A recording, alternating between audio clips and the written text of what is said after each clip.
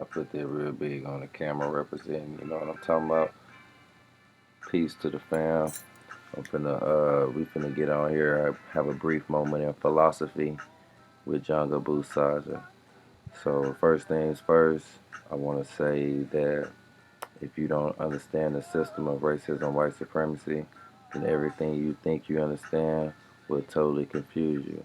That's a quote by Mr. Neely Fuller Jr., one of the experts on the subject.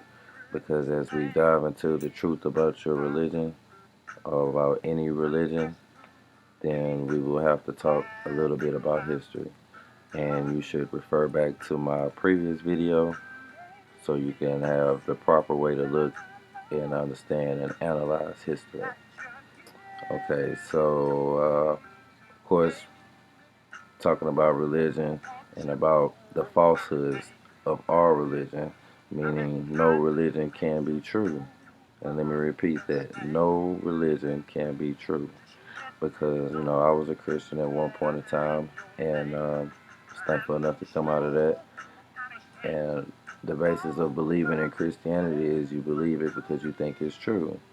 But upon further inspection of the nature of beliefs, you will see that most of the time a belief is an idea or a thought that we frame as valid, true, or real. It doesn't necessarily mean that has to be the case. It's all about frames of reference. You see what I'm saying?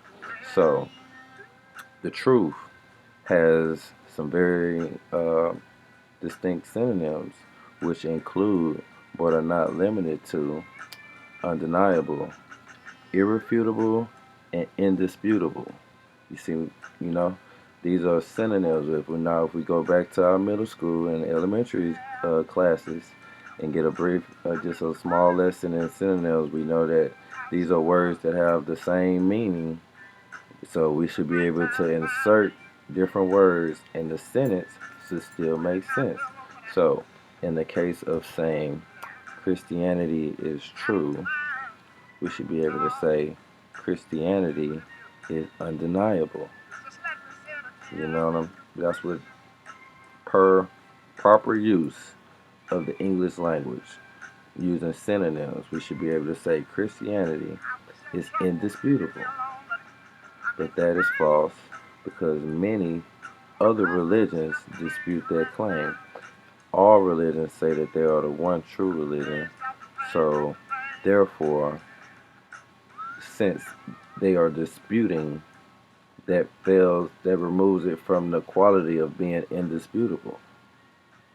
You see? So, therefore, no religion can be true. If it was true, everybody would be able to agree to it the same way people will be able to say, hey, 2 plus 2 equals 4. You know? That's undeniable, that's irrefutable, that's universally true. And so you might try to flip that back on me and say, well, what about that stuff you ancient Egypt brothers talking about? I refute that, I dispute that, that's not, I don't think that's true. You know what I'm saying? And let me take you back to this 2 plus 2 example so I can make it plain. Now, 2 plus 2 equals 4. But if you don't understand the process of addition, then you can't come to that undeniable conclusion. Because you're going to have to know how to add before you can get to the conclusion. Likewise, if you don't understand the process of history and you don't understand that the spiritual system in ancient Egypt is the one upon every religion has its basis in, if you don't understand that process, then you can't come to the same undeniable conclusion. Okay? That's like if me and you was going, that's just like if we went to the Gucci store. And we was in the Gucci store and we was getting our shop on and we was looking at the quality and looking at the authenticity of the products and the price of the products. And we left out of there and next thing you know, we might have spent a couple of racks. And then we go around the corner and we go to Harwin, or we come back to the crib and go to the flea market, and they got some Gucci in there too. And the dude is asking for 30 or 40 bucks.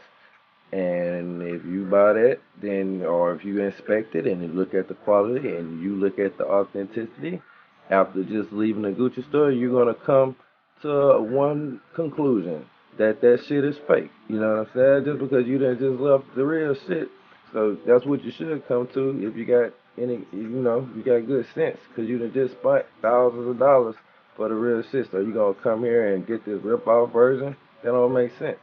But on the flip side of that, if your ass ain't never been to the Gucci store ever, then it's easy for you to go to the flea market and maybe get conned and think that this, or maybe you getting a deal. Maybe you get, or maybe the brother on the corner that's selling you some Gucci, he say he got a Gucci wallet, he's selling it to you for $70, and it look real to you. You might get food into thinking it's real because you ain't seen the original shit.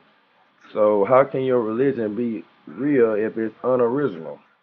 It's unauthentic. It's not authentic. There's one version that's real. Is this one is just fake.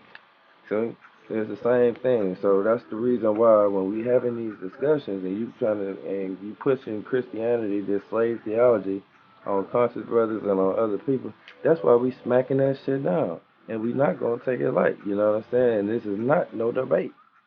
This is just discussion. This is a intelligent discussion. You see, this is not a debate.